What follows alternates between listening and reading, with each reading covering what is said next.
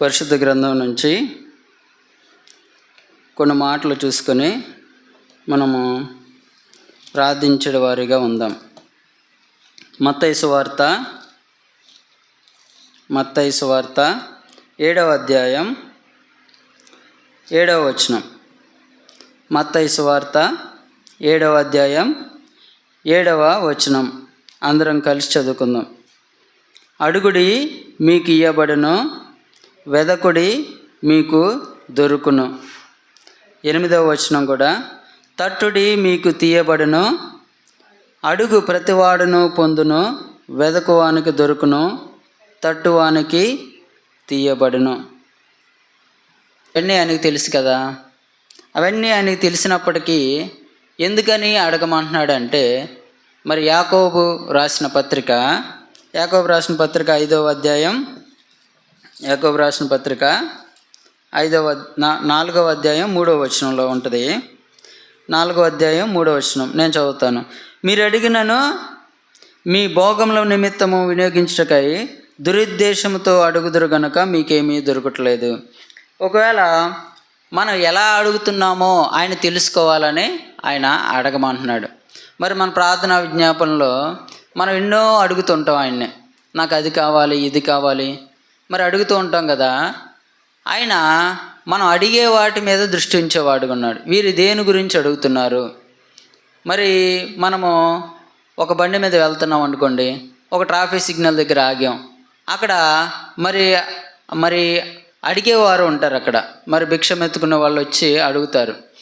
వారు వచ్చి మన దగ్గరికి వచ్చి గర్వంగా, ఒక రూపాయి 10 రూపాయలు అంటే ఇస్తావా నువ్వు? ఇవ్వం కదా. ముందు మన డబ్బులు ఇవ్వకపోగా మన ముందు ఆలోచన ఎలా ఉంటుందంటే, వాడిని పైనుంచి కింద దాకా చూస్తాం. చూసి అసలు వీడికి ఇవ్వచ్చా ఇవ్వకూడదా అన్నట్లుగా చూస్తాం. వాడు అడిగే పద్ధతి చూస్తాం. మరి వాడికి అన్ని అవయవాలు సరిగ్గా ఉన్నాయో లేవో చూస్తాం. ఇంకా వాడు వేసుకున్న చెప్పుల దగ్గర నుంచి తల వరకు అన్నీ పరీక్షించే వారికి ఉంటాం. అన్నీ చూసి వారు ఏ విధంగా అడుగుతున్నాడు, అయ్యా బాబు ఒక 10 రూపాయలు ఇవ్వనైనా అని అడుగుతున్నాడా, లేకుండా బాబు ఓ 10 ఇవ్వు అని అంటే ఇస్తామా? మరి ఒక మనిషిని అడిగినప్పుడు మరి అతనిలో మనం ఇన్ని చూస్తామే, మరి దేవుడు మరి ఆయన కూడా చూస్తాడు కదా. ఆయన కూడా చూస్తాడు. ఏమని చూస్తాడు? మనం ఎలా అడుగుతున్నాం, మరి అడిగేవారు ఎలా అడుగుతున్నారు అనేది చూస్తాడు. చూసి అది ఆయనకు అంగీకారంగా ఉందా లేదా. మరి ఇక్కడ యాకోబు రాసిన పత్రికలో 4వ అధ్యాయం 3వ వచనంలో, మీరు అడిగినను మీ భోగముల నిమిత్తము వినియోగించుటకై దురుద్దేశంతో అడుగుతారు.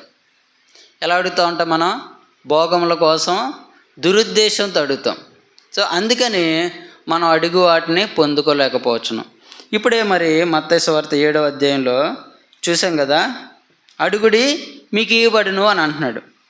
ఆ తర్వాత మరి 8వ వచనంలో అంటున్నాడు, అడుగు ప్రతివాడును పొందును. అడిగే ప్రతివాడు పొందుతాడు.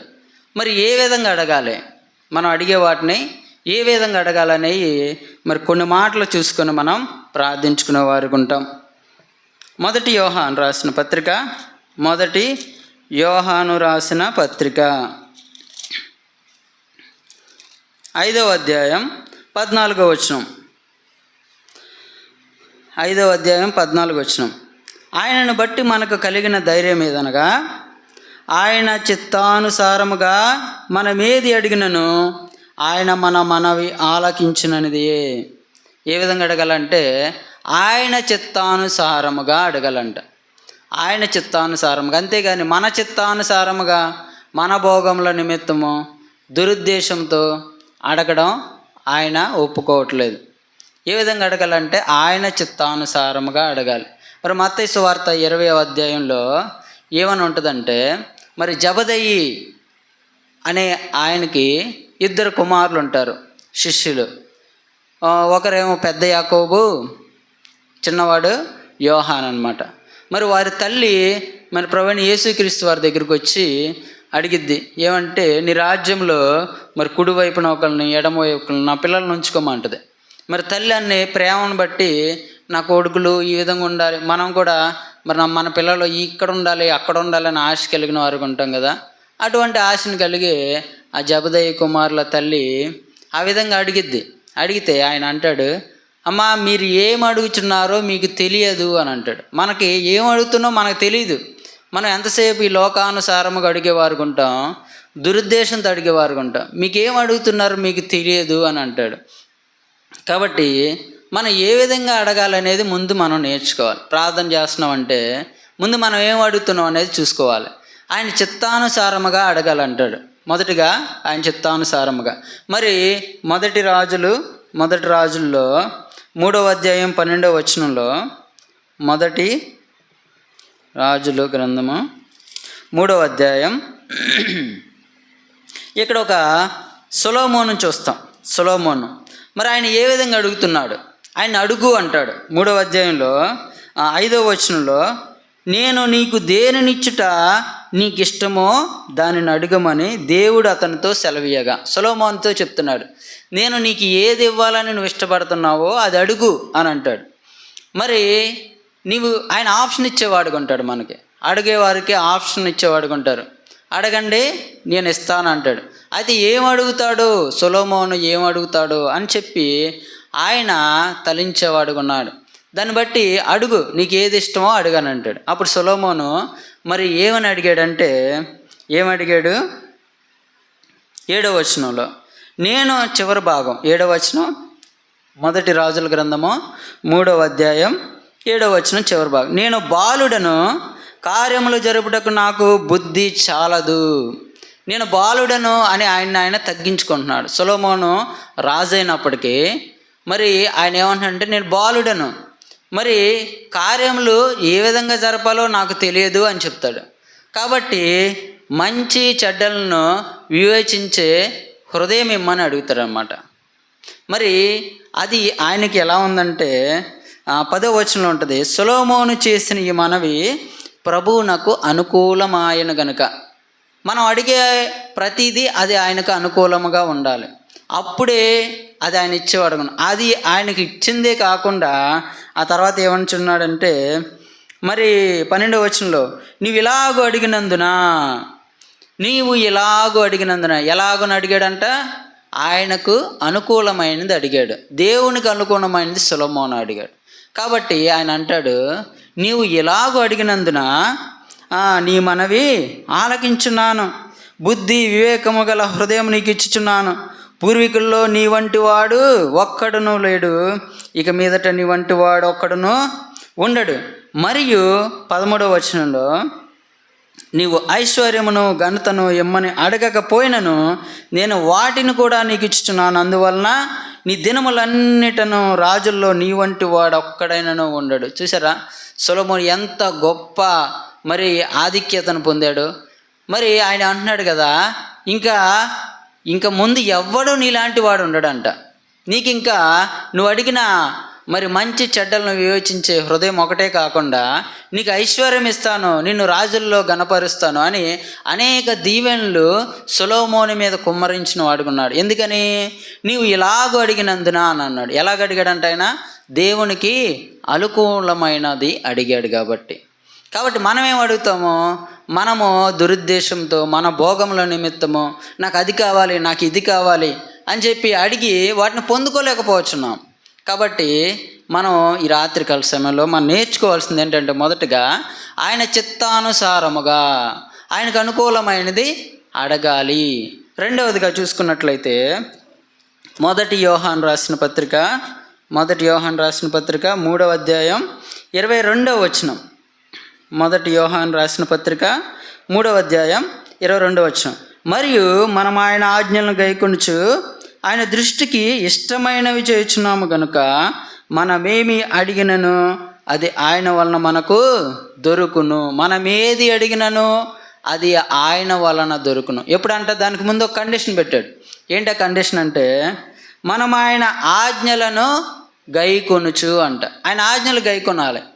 ఆయన ఆజ్ఞలు గైకొనుచు అప్పుడు ఆయన దృష్టికి ఇష్టమైనవి చేయుచున్నాము గనక మనమేమి అడిగినను అది మనం పొందుకునే వారికి ఉంటాం. మరి నిజంగా మన జీవితాల్లో చూసినట్లయితే ఆయన ఆజ్ఞలు గైకునే వారికి ఉంటున్నామా? మరి యెషయా గ్రంథంలో ఒకరిని చూద్దాం. యెషయా గ్రంథము 38వ అధ్యాయం 38వ అధ్యాయం 2-3 వచనాల్లో ఇక్కడ మనం హిజ్కియా అని చూస్తాం.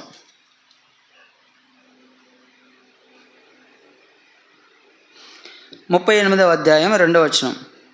ఇక్కడ హిజ్కియాని చూస్తాం. మరి హిజ్కియా యొద్దకు యెషయా ప్రవక్త గారు వచ్చినప్పుడు, నీవు మరణమవుచున్నావు, బ్రతుకవు గనుక నీ ఇల్లు చక్క పెట్టుకోమని యెహోవా సెలవిచ్చున్నాడని చెప్పగా, నువ్వు మరణం అయిపోతున్నావయ్యా, ఇంకా అయిపోయింది, నీ టైం అయిపోయింది ఈ భూమి మీద, మరి నీ దినములు సమాప్తమాయను, ఇంకా నువ్వు నీ ఇల్లు చక్కపరుచుకో అని ప్రవక్త అయిన యెషయా గారి ద్వారా మరి యెహోవా దేవుడు సెలవిచ్చినప్పుడు, మరి హిజ్కియా ఏం చేశాడు? అయ్యో నేను చనిపోతున్నానే అని చెప్పి బాధపడుతూ కూర్చున్నాడా? కూర్చోలేదు. ఆయన ఏం చేశాడంటే 2వ వచనంలో, అతడు తన ముఖమును గోడ తట్టు తిప్పుకొని, అతడు తన ముఖాన్ని గోడ వైపు తిప్పుకొని అంటున్నాడు కదా, యెహోవా యథార్థ హృదయుడినై సత్యముతో నీ సన్నిధిని నేను ఎట్లు నడుచుకుంటునో, నీ దృష్టికి అనుకూలముగా సమస్తము నేను ఎట్లు జరిగించుతునో కృపతో జ్ఞాపకము చేసుకోమని హిజ్కియా కన్నీళ్లు విడిచుచు యెహోవాను ప్రార్థింపగా, కన్నీళ్లు విడిచుచు ప్రార్థించడంట. మరి దేవునికే చెప్తున్నాడు. మనం చెప్పగలమా అంత ధైర్యంగా?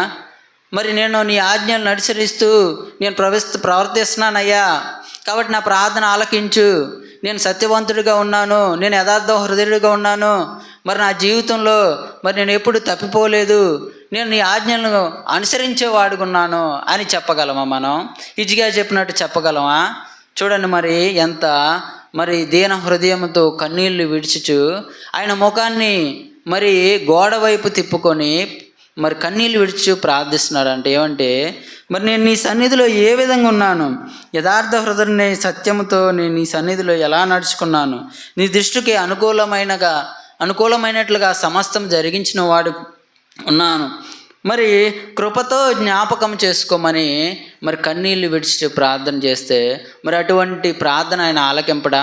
మరి ఆయనకి దినములు సమాప్తం అయిపోయినాయి, ఇంక నువ్వు చనిపోతున్నావు అన్న సమయంలో చివరి దినాల్లో ఉన్నప్పుడు మరి ఆయన పొందుకున్న వాడుకున్నాడు. ఏం పొందుకున్నాడంటే, మరి 5వ వచనం చివరి భాగంలో, నీవు నీ కన్నీళ్లు విడిచుట చూచితిని, నీ ప్రార్థన అంగీకరించును. మన ప్రార్థన కూడా మరి దేవుడు అంగీకరించేవాడుకున్నాడా?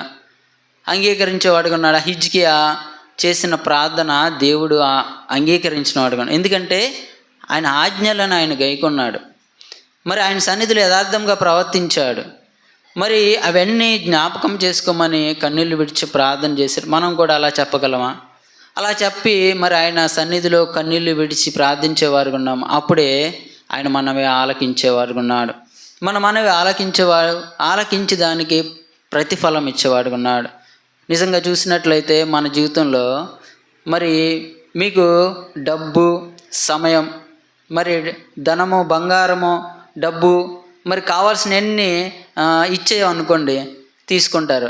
అవన్నీ ఒక పక్కన పెట్టి మరి నీ ఆయుష్ ఒక్కరోజు పెంచుతాను అని ఒక పక్కన పెట్టామనుకోండి, ఆయుష్ కోరుకుంటామా, ధనాన్ని కోరుకుంటాం? మనం జనరల్గా అయితే డబ్బును కోరుకుంటామా? మరి నీకు ఒక 10 లక్షలు ఇచ్చి, బాబు ఈ 10 లక్షలు తీసుకుంటావా, ఈరోజు చచ్చిపోతావా అంటే ఏం చెప్తాం? నాకు పోయాను కానీ 10 లక్షలు కావాలంటావా? లేదు కదా. బంగారం తీసుకోగలవా? లేదు. నీకు 1 సంవత్సరం నేను బ్రతికే అవకాశం ఇస్తున్నాను దేవుడు ఇచ్చాడు అనుకోండి, మరి మన దగ్గర ఉన్నవన్నీ ఇచ్చేస్తాం, ఆస్తులు, అంతస్తులు, మన దగ్గర ఉన్న డబ్బు అంతా ఇచ్చేస్తాం. ఎందుకంటే మరి 1 సంవత్సరం జీవితకాలం బ్రతకడం కోసం. మరి అంత విలువైందనమాట మన జీవితకాలం, మన ఆయుష్. మరి ఆ ఆయుష్ని ఆయన 15 సంవత్సరాలు పెంచిన వాడుకున్నాడు. ఎవరికి? హిజ్కియా. మరి ఈ క్షణమే నువ్వు చనిపోతావంటే ఆయన ఏం చేశాడంటే, ఆయన చేసిన ప్రార్థన ఆలకించిన దేవుడు ఆయన ఆయుష్ని 15 సంవత్సరాలు పెంచడం అంటే చిన్న విషయమా? తన ఆయుష్ను పొడిగించుకున్న వాడుకున్నాడు హిజ్కియా. ఎందుకంటే ఆయన ప్రార్థన ఆలకించిన వాడు ఉన్నాడు. కాబట్టి మనము కూడా మన జీవితంలో మరి ఆయన ఆజ్ఞలు గైకొనుచు యథార్థముగా ప్రవర్తిస్తూ ఉంటే మన ప్రార్థన ఆయన కూడా ఆలకించేవాడుకున్నాడు. మరి మనకు కావాల్సినవన్నీ ఆయన సిద్ధపరిచేవాడుకున్నాడు. 3వదిగా యాకోబు రాసిన పత్రిక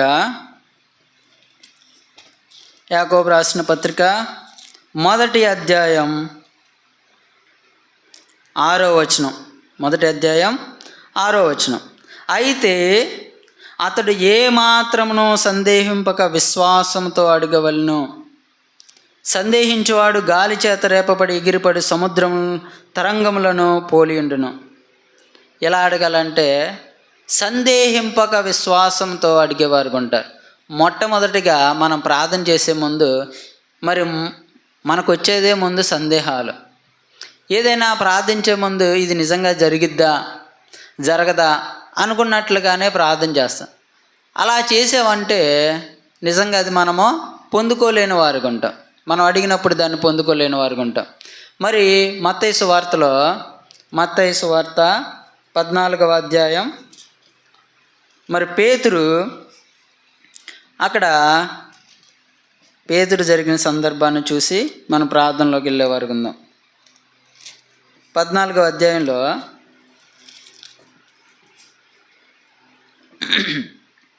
28వ వచనం, మత్తయి సువార్త 14:28. పేతురు, ప్రభువా నీవే అయితే నీళ్ళ మీద నడిచి నీ యొద్దకు వచ్చుటకు నాకు సెలవిమ్మనని ఆయనతో అడగగా. మరి నీళ్ళ మీద నేను కూడా నడవాలనుకుంటున్నానయ్యా. మరి అప్పుడే మరి ప్రభువైన యేసుక్రీస్తు వారు మరి మహా తుఫాను సముద్రం మీద రేగినప్పుడు ఆయన నీళ్ళ మీద నడిచి వచ్చి వారి దగ్గరికి వచ్చిన వాడికి ఉన్నాడు.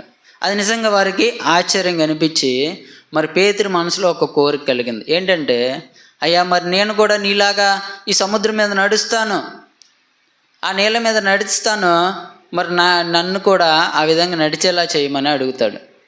అడిగితే విశ్వాసంతో అడుగుతాడు. మొదట విశ్వాసంతో అడిగినప్పుడు సరే అయితే ఆయన ఏమంటాడు, ఆయన రమ్మనగానే పేతురు దోణి దిగి యేసునొద్దకు వెళ్ళుటకు నీళ్ళ మీద నడిచెను. ఆయన రమ్మనగానే వెంటనే ఏం చేశాడు, పేతురు దోణి దిగాడంట. ఎక్కడ దిగాడండి? అది దోణి ఏమన్నా ఒడ్డు మీద ఉందా? ఒడ్డు మీద ఉందా? నేల మీద ఉందా? లేదు. ఎక్కడుంది? సముద్రం మధ్యలో ఉంది. అది పెద్ద తుఫాను వచ్చి అప్పుడే ఆగింది. ఆ దోణి అనేది అటు ఇటు మరి అది అటు ఇటు తిరిగి అప్పుడే నిమ్మలంగా సేపు అయ్యింది. అప్పుడు ఏం చేశాడంటే ఆ సముద్రం మధ్యలో ఏం చేశాడు, విశ్వాసంతో దోణి దిగాడంట పేతురు. ఎంత గొప్ప అది! ఆ సందర్భాన్ని ఒకసారి తలుచుకుంటే నిజంగా ఎంత ఆశ్చర్యకరంగా ఉంటుంది. సముద్రం మధ్యలో దిగాడంట ఆయన. ఆయనకి మరి జాకెట్ ప్రూఫ్ లాంటివి ఏమి లేవు. లేదనుకుంటే ఆయనకి ఎంత ఈత కొట్టగలిగినా సరే మరి సముద్రం మధ్యలో దిగడం అది ఆలోచించడానికే నిజంగా మరి ఒళ్ళు గొగురుపుచ్చే సన్నివేశం అది. దిగమనగానే ఆయన సముద్రం మధ్యలో దిగి ఆయన యొద్దకు వెళ్ళడానికి సిద్ధపడ్డాడు. అప్పుడు నీళ్ళ మీద నడిచెను కానీ గాలిని చూచి భయపడి మునిపుకుపోసాగి ప్రభువా నన్ను రక్షించమని కేకలు వేశాను. వెంటనే యేసు చేయి చాపి అతను పట్టుకొని, అల్ప విశ్వాసి ఎందుకు సందేహపడుతువి? అల్ప విశ్వాసి ఎందుకు సందేహపడుతు? మీరు ఎందుకు సందేహపడుతూ అడుగుతున్నారు నన్ను? విశ్వాసంతో అడగమని చెప్పాను కదా. విశ్వాసంతో అడిగితే మీరు అడిగింది పొందుకుంటానని చెప్తున్నాను కదా. మరి ఎందుకు మీరు సందేహంతో అడుగుతున్నారు? కాబట్టి మీరు సందేహింపక అడగవలెను. ఎప్పుడైతే మనము సందేహింపకుండా విశ్వాసంతో చేసే ప్రార్థన ఆయన ఆలకించేవాడుగా ఉన్నాడు. దానికి తగిన మరి ప్రతిఫలము ఇచ్చేవాడుగా ఉన్నాడు. 3 విషయాలు చూసాం. ఏంటంటే అవి, మొదటిగా ఆయన అడుగుడి మీకు ఇవ్వబడును అని చెప్తున్నాడు. మరి ఏది అడిగినా ఇస్తాడా అంటే ముందే చెప్పాడు ఆయన. మనం ఏ విధంగా అడుగుతామంటే మన దురుద్దేశంతో భోగభాగ్యాల కోసం, మరి మేళ్ళ మీద మేళ్ళ కట్టుకోవడానికి, లేదంటే స్థలాలు కొనుక్కోవడానికి, పొలాలు కొనుక్కోవడానికి, బంగారం, మరి అది కావాలి ఇది కావాలి, ఇవన్నీ అడుగుతాను ఆయనకి తెలుసు. కాబట్టి ఆయన ఏమన్నాడంటే, ఏం చెప్పాడు, మీరు మీ భోగభాగ్యాల నిమిత్తం అడుగుతున్నారు కాబట్టి దాన్ని మీరు పొందుకోలేకపోతున్నారు. కాబట్టి మరి ఎలా అడగాలంటే మరి 3 విషయాలు చూసాం. మొదటిగా ఆయన చిత్తానుసారముగా అడగాలి. ఆయన చిత్తానుసారముగా మరి అడిగి సొలొమోను అడిగిన దానికంటే ఎక్కువ పొందుకున్నవాడుకున్నాడు. రెండవదిగా ఆయన ఆజ్ఞలను అనుసరించుచు మరి ఆయన సన్నిధిలో ఏ విధంగా నడుచుకుంటునో దయచేసి జ్ఞాపకం చేసుకొని హిజ్కియా కన్నీళ్ళు పెట్టి ప్రార్థన చేశాడు. మరి హిజ్కియా లాంటి ప్రార్థన, అటువంటి ప్రార్థన ద్వారా అతను తన ఆయుష్ను 15 సంవత్సరాలు పొడిగించుకున్నవాడుగా ఉన్నాడు. ఆ విధంగా మనం అడగాలి. మరి మూడవదిగా చూసినట్లయితే విశ్వాసంతో అడగాలి. అవిశ్వాసంతో అడగొద్దు. అల్ప విశ్వాసి ఎందుకు సందేహపడుతువని మరి పేతురుతో చెప్పాడు. మొదట పొందుకున్నాడు, నడిచాడు. అయితే చుట్టుపక్కల ఉన్న పరిస్థితులను చూసి భయపడిపోయాడు. మన జీవితాల్లో కూడా మనం అడుగుతూ ఉంటాం, కానీ చుట్టుపక్కల పరిస్థితులు చూసి అయ్యో ఇది జరిగిద్దో లేదో, ఇది జరగదేమో, ఇది అసంభవేమో అనుకుంటాం. కానీ ఆయన ఏమంటున్నాడంటే, మరి మీరు ఏది అడిగినానో నేను నీకు ఇస్తాను, మీరు ఏది అడిగినా ఇస్తాను. కానీ మీరు ఏ విధంగా అడగాలంటే విశ్వాసంతో అడగాలి. కాబట్టి మరి ప్రార్థనా కూడికి వచ్చిన మనం అడిగే విజ్ఞాపనలు మరి ఏ విధంగా ఉండాలనేది చూసుకున్నాం. దాన్ని బట్టి మనము ప్రతిదీ అడిగి పొందుకునేవారుగా ఉందాం. దేవుడి వాక్య భాగాన్ని దీవించునుగాక. ఆమె ప్రార్థన చేసుకుందాం అండి. ప్రార్థించు.